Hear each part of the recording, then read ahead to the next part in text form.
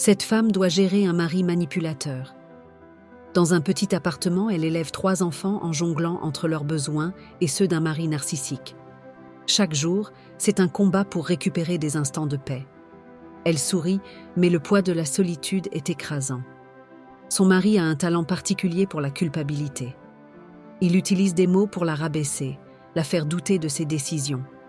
Les enfants ressentent cette tension, mais elle cache tout derrière un masque de normalité.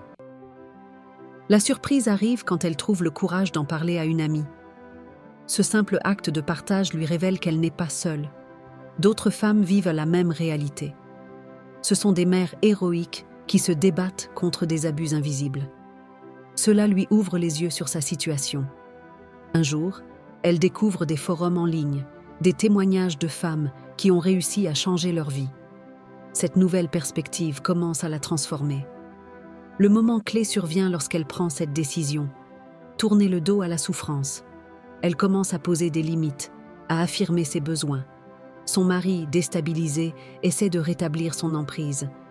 Mais elle est désormais déterminée. Elle se retrouve, se renforce.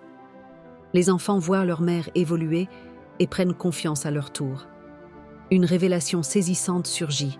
Le pouvoir de la solidarité entre femmes s'active. Les échanges d'expériences deviennent des armes puissantes.